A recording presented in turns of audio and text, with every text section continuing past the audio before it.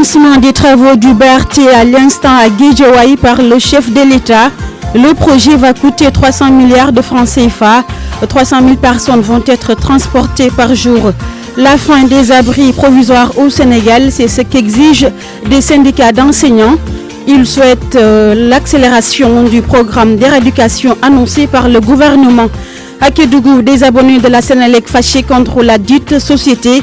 À l'origine, une hausse des factures du dernier bimestre. La page des sports, Youssouf Bodjan en classe El Hadj Ndiogou. Le débrief Saourou Sen du SAEMS prétexte la séance du Haut Conseil du dialogue social. Bonsoir à toutes et à tous, Abdou Thiama sur la partie technique. Nous allons retrouver à Guédiawaye notre correspondant Ndongaka. Ndonga, bonsoir. Bonsoir Famadjon.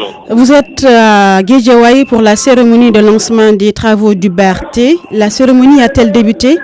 Retenez que le président Macky Sall vient juste d'arriver sur le lieu ici, sur l'esplanade de la mairie de la ville de Guédiawaye. Sur l'écran géant, on voit le président Macky Sall qui est présenté aux autorités, ou plutôt aux responsables qui ont en charge le travail du projet du bus rapide transit. Mais retenez que le président Macky Sall est surtout attendu sur la situation des personnes affectées par le projet. Ils sont donc 1300 personnes qui sont touchées par le BRT ici à Guédiawaye, dans les deux départements de Dakar et Guédiawaye. Ils sont donc plus de 2000 impactés. À préciser que c'est la grande mobilisation aussi Famadjon. Ici, les habitants de Guédiawaye sont massivement sortis. C'est dire donc qu'on assiste aussi à une bataille de pancartes et banderoles.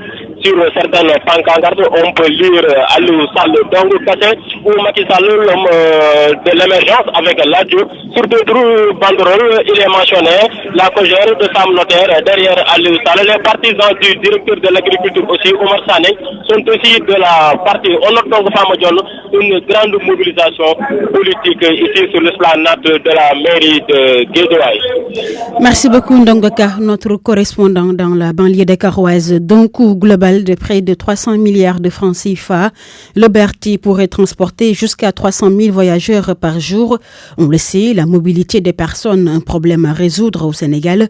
Bien des Sénégalais sont convaincus que des compatriotes vont souffrir avec des embouteillages avant la livraison, comme c'est le cas avec les terres. 12 communes à traverser. Le BRT quitte la gare de Petersen pour allier Guédiawaye en banlieue dakaroise, en passant par boulevard Général de Gaulle, boulevard Dial Diop, rond-point Liberté 6, Grand Yoff, Parcelles Assainies. C'est parti pour les travaux. Trajet, vous le connaissez? Actuellement, le trajet. Et justement, au rond-point Liberté 6, ici les habitants pensent déjà au désagrément. Des routes barrées par-ci, des embouteillages par-là. Cela va nous créer d'énormes problèmes. Même si certains relativisent et parlent de mal nécessaire. Moi, j'aurais préféré qu'il élargisse ça au niveau des régions. Franchement, ça peut régler beaucoup de problèmes. Parce qu'on a des problèmes pour se déplacer. C'est des bus vraiment qui sont luxueux. Bon, ça va. Pour vous, le BRT peut faire l'affaire? Oui, il peut faire l'affaire quand même. Au début, ça va causer des problèmes. Mais franchement, il faut être patient là. Ça ira. Mais le Sénégalais, il est pressé. C'est le résultat qui compte. C'est le résultat qui compte. Pour éviter des problèmes comme c'est le cas avec le TER, la date de livraison doit aussi être respectée. Pas respecté, voilà le problème. Voilà tout le problème. Le TER là, on a parlé prématurément. Et on n'avait pas calculé les passerelles, les ponts là. C'est ça qui barre la route actuellement, le projet actuellement. Le lancement des travaux prévus ce lundi, même si ce bijou est bien accueilli, en vue de réduire la souffrance des Sénégalais en matière de mobilité. Des préalables doivent être pris. Le bus va transporter jusqu'à 300 000 voyageurs par jour. RFM, la radio de toute l'actualité. Reparlons de l'attaque survenue hier à Moulamp en Casamance. L'unique rescapé blessé est sorti du bloc opératoire. Il a bénéficié d'une bonne prise en charge au niveau de l'hôpital régional des Ziguinchor. Pascal Faye, responsable de la communication de du dit hôpital, est avec notre correspondant Lamine Ba. Il y a 2 blessés qui ont été évacués ici à l'hôpital régional de Ziguinchor. Ils sont arrivés, il y a un qui est arrivé à 12h10 et finalement qui est décédé à 12h20, ce qui veut dire que 10 minutes après son admission. Il y a l'autre qui est blessé au niveau de la cuisse droite et également au niveau du genou gauche et il a été correctement prise en charge. Les premiers soins ont été faits par les spécialistes, les médecins qui étaient là. D'autant plus que le directeur avait donné l'information et les médecins orthopédistes, ORL, ainsi de suite, les infirmiers et même les administratifs étaient déjà là. Ce qui veut dire qu'il a été très bien pris en charge au niveau des urgences avant d'être envoyé au niveau du bloc opératoire pour une opération chirurgicale. Ce qui a été fait et maintenant il est hors de danger. Ce matin je suis allé le voir et il va bien, les douleurs ont diminué et je pense que ça ira bien. Il a bénéficié d'une intervention chirurgicale? Tout à fait. Extraction de balles? En principe ça je ne pourrais le dire parce que c'est les spécialistes qui pourront dire cela. Mais maintenant il va bien et il a été très bien pris en charge. Sa vie est hors de danger également. À l'instant, Pascal Faye, responsable de la division communication de l'hôpital régional de Ziguinchor. Les abonnés de la Sénélec de Kédougou sont dans tous leurs états. À l'origine de leur colère, les factures très salées du dernier bimestre. À Kédougou, nous retrouvons Ibrahim Djebahaté. Ils sont nombreux, les abonnés de la Sénélec, qui ont constaté une hausse sur leur facture d'électricité du dernier bimestre. Si certains avancent une augmentation de 1000 francs CFA, d'autres par contre soutiennent que ces hausses sont passées du simple au triple. Sanyene Kamara est le délégué du quartier de Togoro. Maintenant, nous c'est débordé. Tu vas voir maintenant, facture, avant nous on paye à 20 000, mais cette fois-ci, on nous a amené le facture à 100 000 et ma femme, il a seulement le compte. Ça va, il paye 1000 francs ou 1500, mais cette fois-ci, ils ont amené le facture à 50 000. Vous n'avez pas de frigo? Non. Vous n'avez pas de ventilo? Le ventilo, c'est nous. Peut-être il y a un, c'est bon, terminé. Du côté de la Sénélec, elle invite les consommateurs à se rendre à l'agence pour procéder à toutes les vérifications nécessaires. Sleman Sarr est le chef d'agence rurale de Kédougou. Les factures là, c'est des consommations. S'il y a des réclamations à faire, on n'a qu'à venir au niveau de la Sénélec. On va aller au niveau du compteur et vérifier l'index du compteur. S'il y a des problèmes de relève et de tout, il faut revenir à la Sénélec et poser la facture. On va aller sur les lieux pour au moins revoir encore l'index. Si l'index est bon, on va confirmer. Si c'est pas bon, on va faire le redressement de la facture. Au-delà de ces désagréments devenus récurrents, l'érection de Kédougou en agence principale pourrait permettre une meilleure prise en charge de toutes ces difficultés notées au sein de cette agence rurale. Ibrahima Diabakhate, Kédougou, RFM. 18h09, merci de choisir la RFM pour vous. RFM, fréquence de modulation 94.0, la radio en puissance.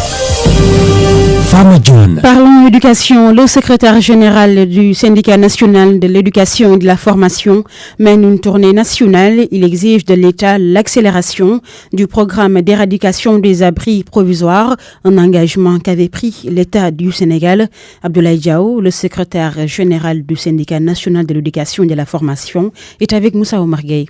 Ces urgences sont un corps dont une partie de ce corps est victime de traitement des dossiers au niveau de leur reclassement pour être instituteurs. On les reclasse comme c'est aujourd'hui qu'ils débutent le système. Ce sont nos camarades décisionnaires. Mais aussi nos jeunes frères maîtres contractuels sont victimes de cette lenteur administrative. Parce que tu peux travailler pendant 10 ans, 15 ans en étant un contractuel. Et ça, même le Code du travail du Sénégal l'interdit. Faute de l'État. Mais aussi les abris provisoires au niveau de la région de Tambacounda, c'est nombreux. Et ça, c'est pas normal.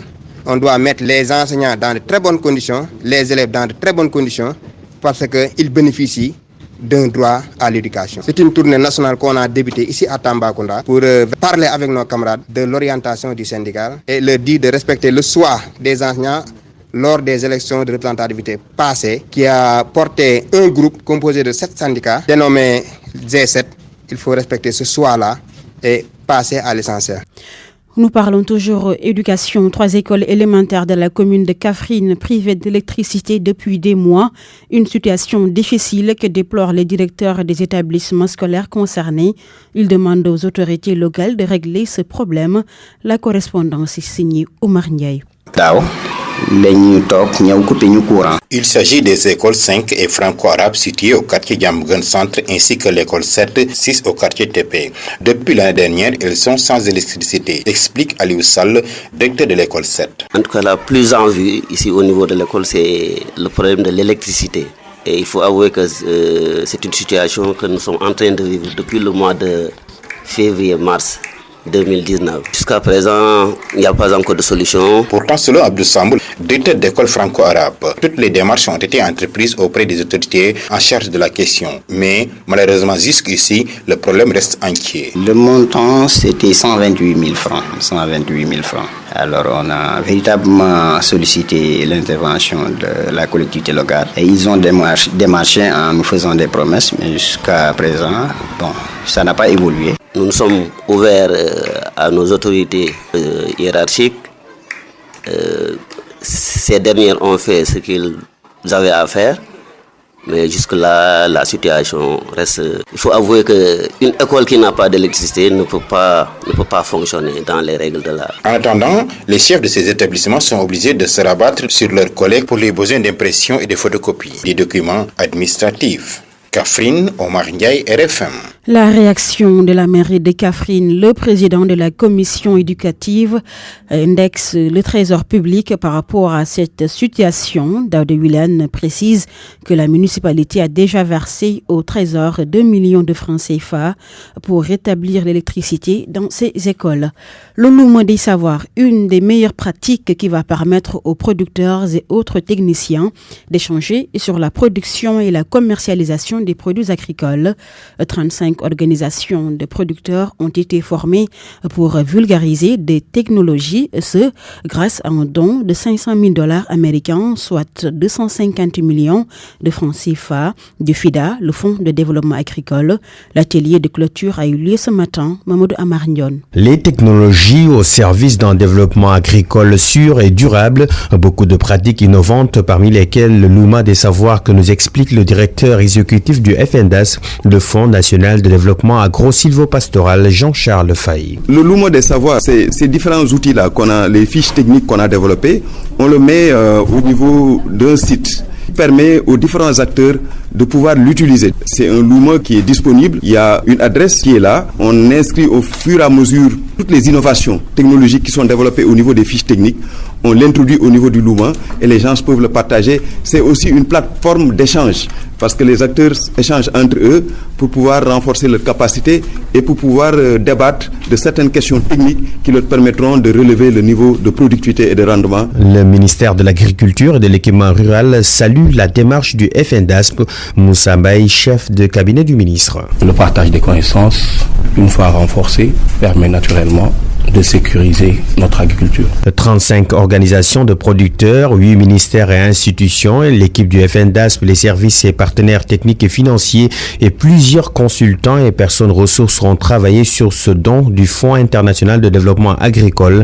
Benoît Thierry, représentant du FIDA pour la région en Afrique de l'Ouest. Le gros travail qui a été fait par l'équipe et surtout la très bonne utilisation des partenariats, des organisations professionnelles agricoles, donc d'être à l'écoute des praticiens, la très bonne utilisation de tous les moyens disponibles pour la diffusion des savoirs. Une caravane avec beaucoup d'associations de producteurs a sillonné plusieurs régions du Sénégal pour partager les meilleures pratiques. RFM Sport. La page d'espoir avec Youssouf Bodjan. Youssouf, bonsoir. Bonsoir Fama John et bonsoir à tous. Nous démarrons avec le foot, avec la Coupe du Monde des moins de 17 ans qui se poursuit au Brésil. La suite de la première journée avec le dernier pays africain qui va donc jouer son premier match. Il s'agit du Cameroun qui est champion en titre. Les Camerounais qui vont affronter Tadjikistan. Le match est prévu à 23h GMT. Avant, à 20h, Italie affronte les Salomon et puis Espagne-Argentine, match prévu à 20h. Notez qu'il y a eu une entrée réussie pour les 3 premiers représentants de l'Afrique qui ont tous gagné leur premier match. Il s'agit du Nigeria, de l'Angola et du Sénégal. Les Lionceaux qui sont imposés avec la manière hier face aux États-Unis. 4-1. Les Lions menés dès les premières minutes du match ont pu donc égaliser et passer devant les Américains. Ce formateur, il s'appelle Abdou Aziz Fall, il est formateur à Djambal. Il estime que l'équipe du Sénégal a fait preuve de caractère, mais aussi le coaching de Malik Daf était bon.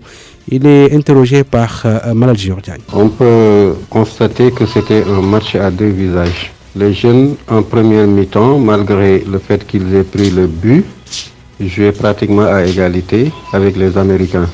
Et quand le but est intervenu, On a vu qu'ils n'ont pas paniqué. Ils ont continué à jouer leur football et cela a fini par payer avec l'égalisation de fort belle manière.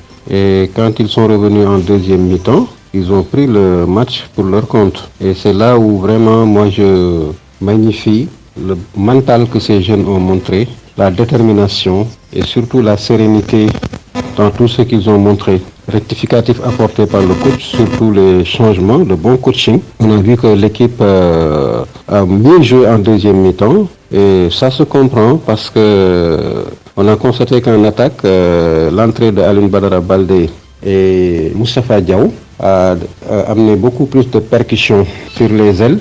Et pour la suite, moi je suis optimiste dans la mesure où en haute compétition, gagner le premier match, ça donne du moral et ça permet à l'équipe de jouer avec sérénité les matchs suivants. Abdoul Aziz Fall, formateur à Djamba, notez que le deuxième match du Sénégal, mercredi à 20h, ce sera face aux Pays-Bas qui ont perdu le premier match hier face au Japon. La Coupe CAF avec le tour de cadrage qui va donc opposer pour le match aller Génération Foot à l'école supérieure d'administration et de journalisme du Bénin. Le match est prévu donc mercredi au stade Lat Dior de Thiès. Mais avant, une conférence de presse est prévue demain à 10h au stade Lat Dior. Hier, le Orea AC de la Guinée a battu à Conakry les Kenyans de Bandari 4-2. Notez ce triplé de l'international burkinabé Aristide Bansé. Et puis l'ancien footballeur international sénégalais Mamadou Niang qui parle de l'équipe nationale du Sénégal.